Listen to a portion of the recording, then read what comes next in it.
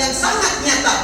Lewat perjuangan beliau terangkat menjadi kuntum khairu ummah, kalian adalah umat yang terbaik. Itulah perjuangan beliau, Bapak Ibu sekalian. Beliau berdarah-darah, beliau dicaci maki, beliau sampai diusir dari kampung halaman beliau, dan beliau hijrah dari Mekah ke Madinah untuk bagaimana membimbing umat ini akhirnya menjadi umat yang terbaik. Oleh karenanya jamaah sekalian, kita sebagai umat Islam itu tidak bisa lepas daripada Rasulullah Sallallahu Alaihi Wasallam. Tidak akan sempurna syahadat kita kalau kita tidak menyebutkan nama beliau. Tidak sempurna syahadat kita. Asyhadu an la ilaha illallah wa asyhadu anna Muhammadar Rasulullah. Tidak sempurna syahadat kita kalau tidak disebutkan nama beliau. Demikian pula tidak sempurna ketaatan kita. Bahkan bukan hanya tidak sempurna, tidak dianggap ketaatan kita kepada Allah kalau kita tidak taat kepada Rasulullah. Makanya disebutkan dalam Al-Quran, atiullah wa atiur Rasul. Taat kepada Allah dan taat kepada Rasul.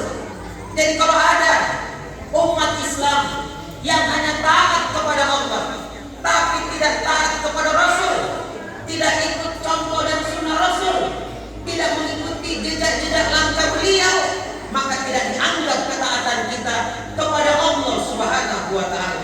Demikian pula kebalikannya, kalau kita ini hanya taat kepada Rasul tapi tidak taat kepada Allah, maka tidak dianggap pula ketaatan kita tersebut.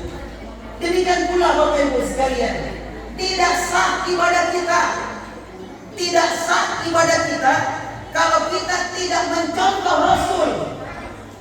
Ibadah mahdoh yang kita tunaikan, yang kita laksanakan, semisal sholat, semisal puasa, semisal haji, dan berbagai macam ibadah-ibadah yang lain, itu semuanya harus mencontoh Rasulullah. Tidak bisa kita buat-buat atau melakukan improvisasi di dalamnya, tidak boleh. Sholat subuh 2 rakaat, tidak boleh kita tambah 3 rakaat. Ditanya kenapa 3 rakaat? Dia bilang supaya double lebih pahalanya. Bukan double dosa yang kita dapat. Diajarkan kepada kita untuk puasa dari terbit fajar sampai dengan terbenam matahari.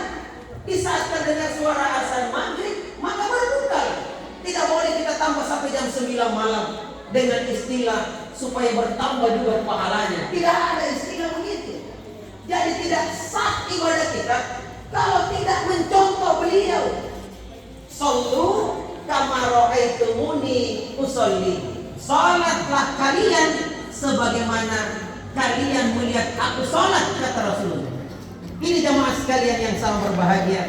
Oleh karenanya, apa kewajiban kita kepada beliau?